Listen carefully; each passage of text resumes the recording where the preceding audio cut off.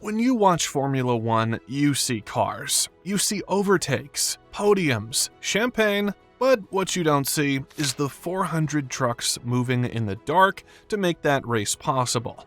Most people think Formula One is about engineering speed. It's not. It's about logistics speed. And if one convoy is late, the race doesn't start. Today, we're going inside the part of F1 nobody talks about. The trucks that move the entire sport across continents in under 72 hours. And here's the part people miss. The most intense race weekend isn't on Sunday. It starts the moment the checkered flag drops. Let's reset your mental picture, because most people are picturing two cars and a tool cart. In reality, an F1 team arrives like a mobile factory. Yes, there are two race cars, but those two cars are basically the final product.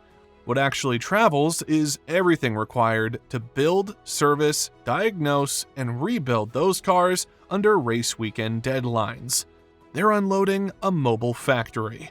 That means spare chassis and crash structures, engines, gearboxes, suspension, wings, floors, noses, wheel equipment, tire racks, warmers, scanners, tracking systems, screens, telemetry, radio systems, server racks, full IT networks with fiber, routers, antennas, backup power, built-in redundancy, a complete garage structure, flooring, wall panels, lighting rigs, airlines, hydraulics, rebuilt the same way every weekend. And beyond performance, broadcast equipment for global live TV.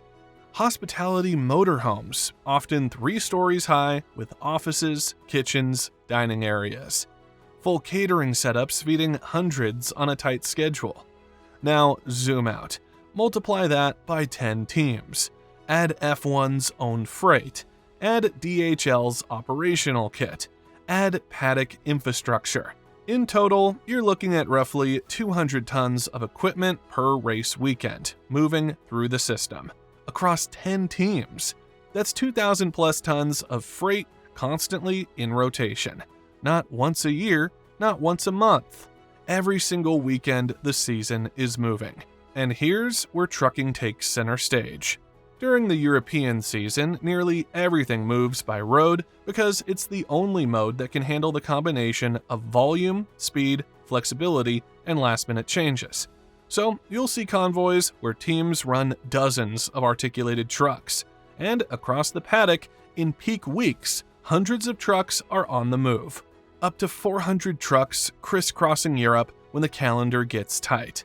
And the crazy part? They're not just hauling crates, they're hauling entire buildings. Those motorhomes get stripped, packed into trailers, and then reassembled on site like a deployable base camp. Flooring, walls, kitchens, furniture, power distribution, all rebuilt in days. Which leads to the part most fans never think about. When the calendar compresses, back-to-backs, double headers, triple headers, the cars aren't the bottleneck. The trucks are. Because if the convoy is late, nothing builds. No garage, no IT, no pit wall, no hospitality. And without those, it doesn't matter how fast your car is. You can't race a championship if your factory is stuck on the highway. On paper, the calendar looks manageable. Sunday, race ends. Thursday, cars must be on track again. That sounds like breathing room. It's not. Because those 3 days aren't 3 free days. They include full pack-down, cross-border transport, customs clearance, unloading, rebuilding the entire paddock, electrical setup, IT calibration, garage assembly, car rebuild, and inspection. And that's in a normal week. The real pressure shows up during back-to-backs. Austria, Silverstone. Morocco, Barcelona. Spa, Zandvoort. Some of these legs stretch close to or over 1,000 miles, across multiple countries, through the Channel Tunnel choke point, past border inspections, under driving hour regulations. And here's the key. The freight doesn't just have to arrive. The garages must be fully operational by Wednesday morning. Not parked, not queued, built. Power live, airlines pressurized. servers online, pit wall connected. That shifts everything, because the timeline really looks like this. Sunday, 18 o'clock, checkered flag. Sunday, 18:15, pack down starts. Sunday, 20 o'clock, first trailers sealed. Sunday night, convoy rolls. And here's the part most people never see. The breakdown actually begins before the race finishes. Spare front wings not mounted, packed. Backup engines not scheduled for use, crated. IT redundancies not needed trackside, disconnected and loaded. Anything that won't be touched in the final hours is already on its way to the truck. Because once Sunday ends, the clock doesn't tick, it hunts. Every delay compounds. Every missed departure slot eats into build time.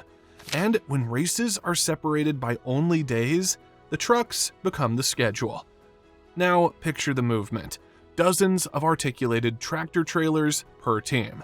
Stacked nose to tail in departure waves. Across the paddock, it can reach hundreds of trucks moving simultaneously across Europe. But they don't travel casually. They travel strategically. Multiple drivers per truck. Not because the distance demands it, because the deadline does.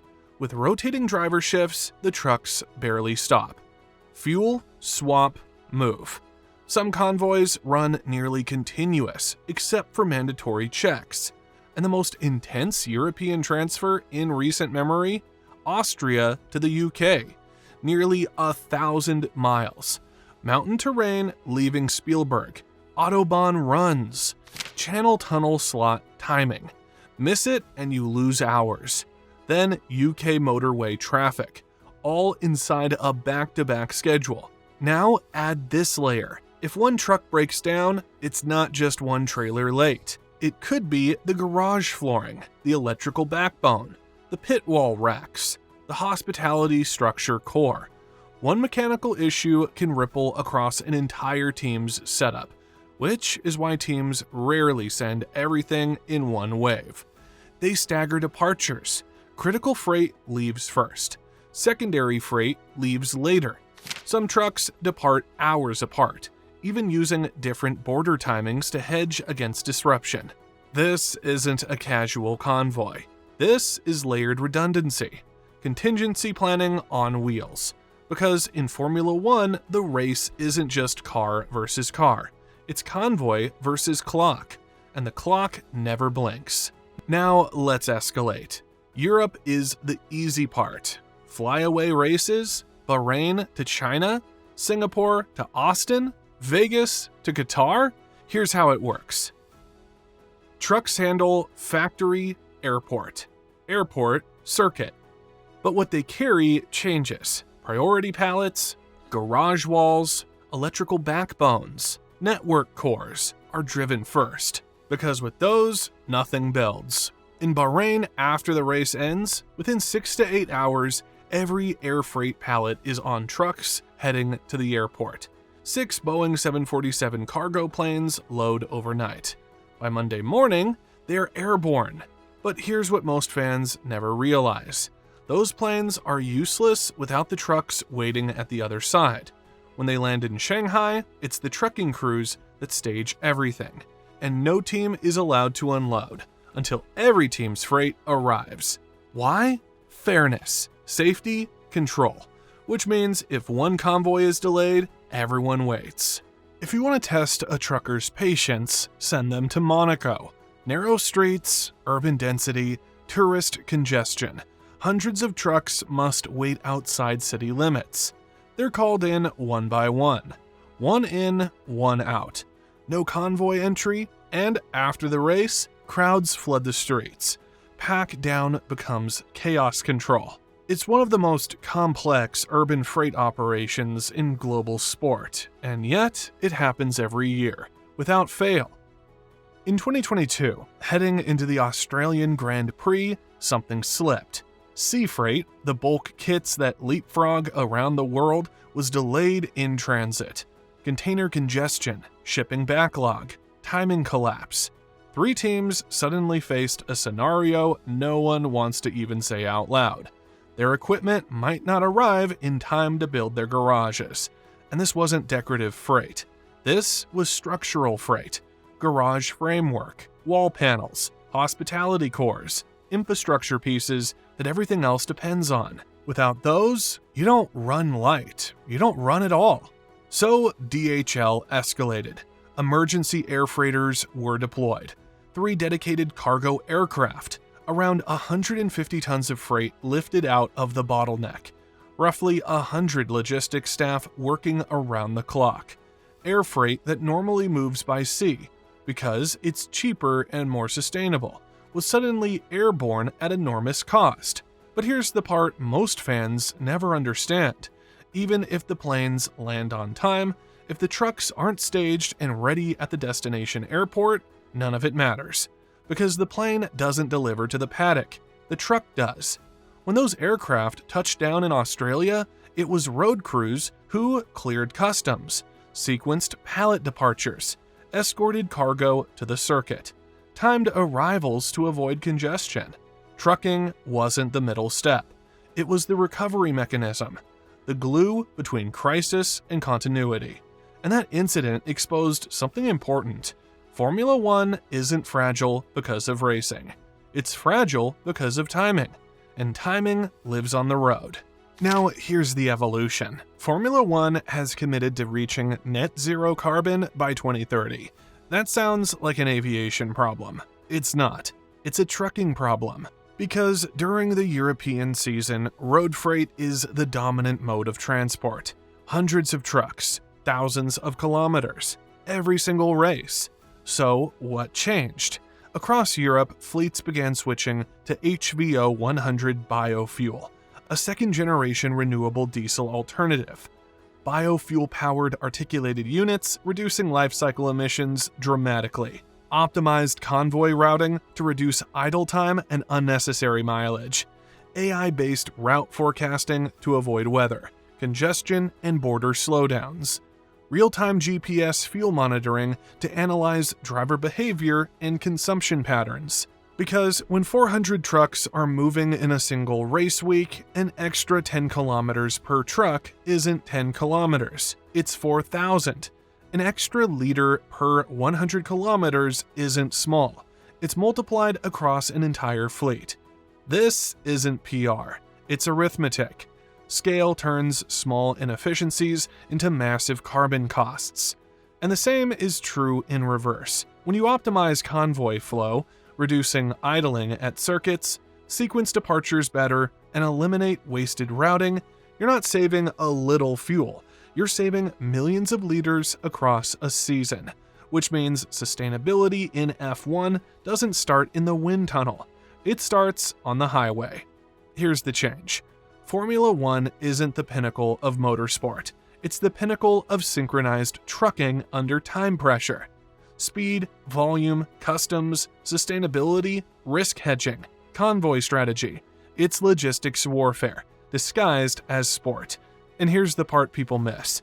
Drivers don't get trophies. But if they fail, drivers don't race.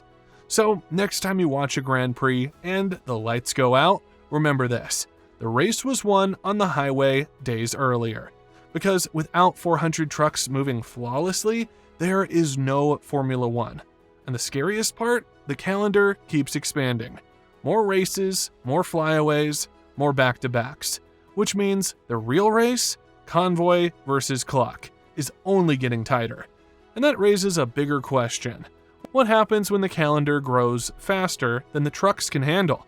That's a story for the next episode. That's it for today. Thanks for watching, and remember to subscribe for much more.